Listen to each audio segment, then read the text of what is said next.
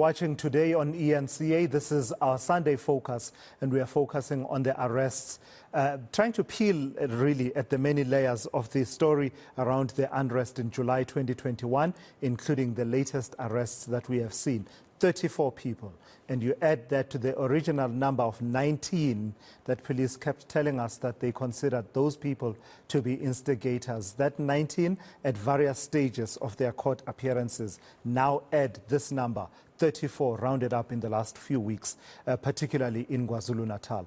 Let's bring into the conversation eNCA senior reporter Siphamandla Goge, just to take it further and talk about who are these people, Siphamandla? 34 is the number, arrested in various circumstances, in various locations across KwaZulu-Natal. What do we know about their profiles? Well, very little that we know of in terms of their profile, except to say almost all of them, or the majority of them, belonged to a number of WhatsApp groups. It's either hashtag defend former President Jacob Zuma or hashtag, support Zuma.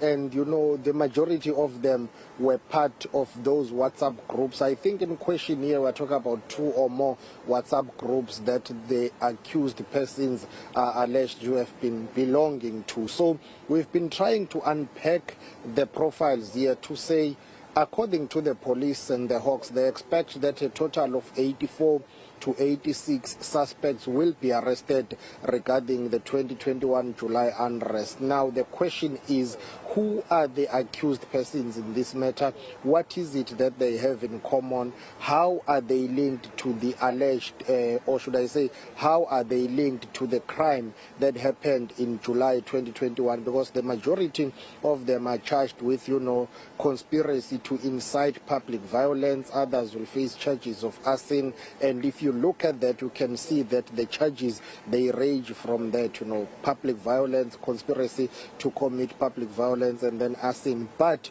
not much has come up in terms of high-profile accused persons in this matter.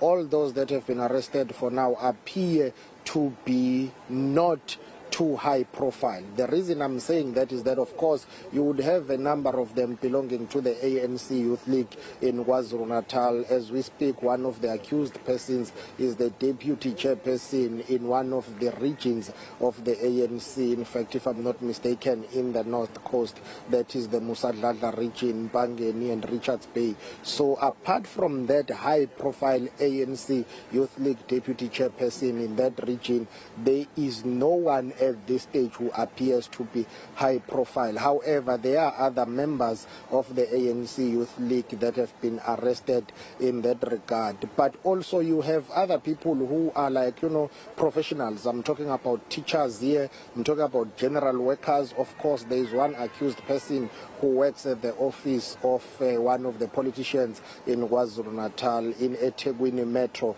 if I'm not mistaken. But generally speaking, if you go through the profiles of the accused persons, you will find that it's general workers, it's just teachers, and then a number of those who are members of the ANC Youth League. But most importantly, there has been one confirmed police officer who has been arrested. Of course, he works for the unit that is the public order policing in Durban, KwaZulu-Natal, in Marian Hill. So you can see that their professions cut across. But for now, many people were saying, well, if you will be arresting more than 80 people, at least you need to include those who are accused and alleged to have been the masterminds behind planning this, if at all it was a well-coordinated effort. But for now, it appears as if those that have been arrested are not really high profile.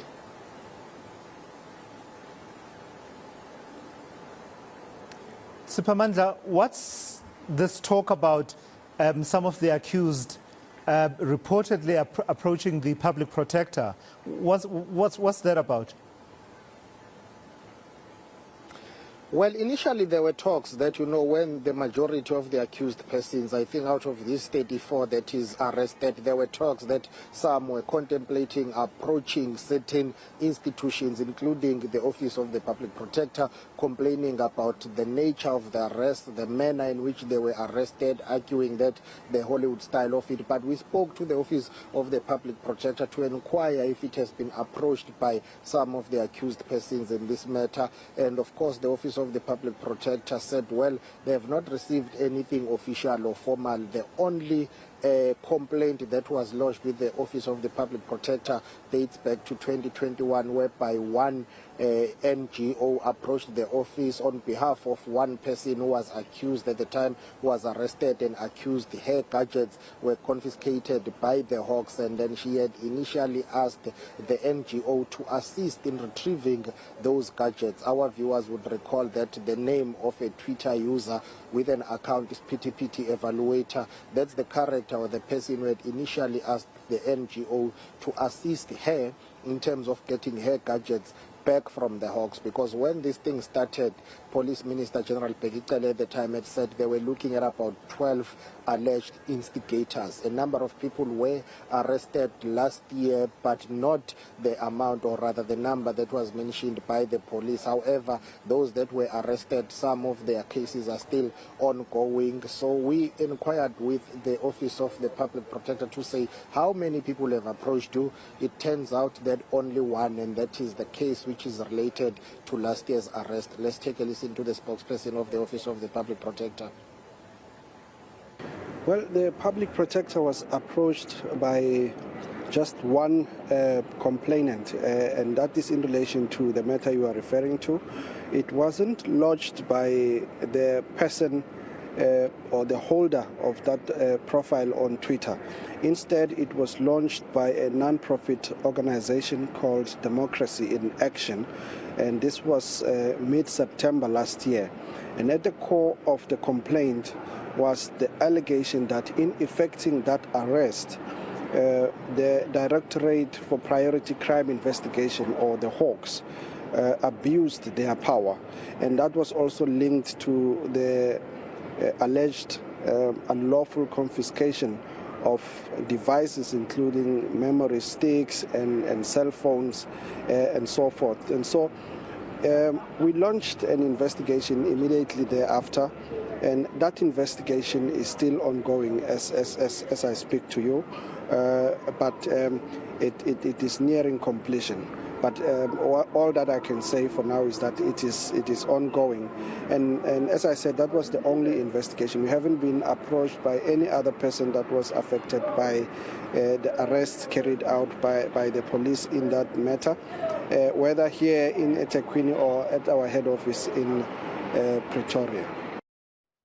Sure, it's quite a complex story then, Siphamandla, the identities of these people and their various pathways and causes of action and the various stages of their matters. Are we even able to talk about what happens next in this issue?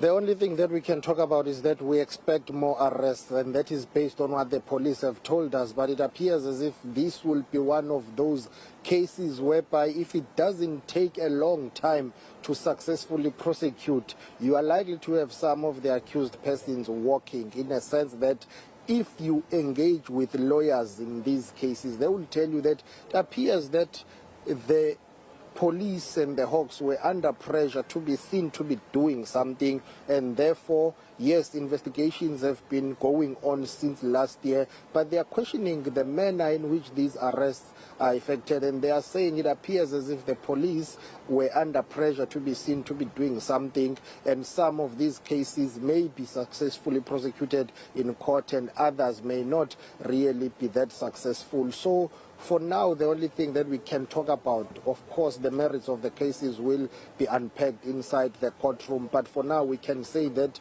the Hawks are adamant that more arrests are imminent. And in fact, every week it appears that you get a batch of new people that have been arrested. They appear in court, and then all matters are postponed to the 26th of August, whereby those who would have been arrested would join other co-accused. And it appears that on the 26th of August, you will have a very difficult challenge for the court, because the courtroom may be small to accommodate all those who would have been arrested at the time. These 34 that we are talking about, all of them out on bail, 3,000 rands. They will join other accused persons when they appear on the 26th of August. So I guess we'll have to wait and see what happens then, if there would have been new arrests and new appearances in court. But this story is far from being over, and we hope that more details will emerge in court. As the Hawks say, even high-profile people are expected to be arrested in the coming weeks.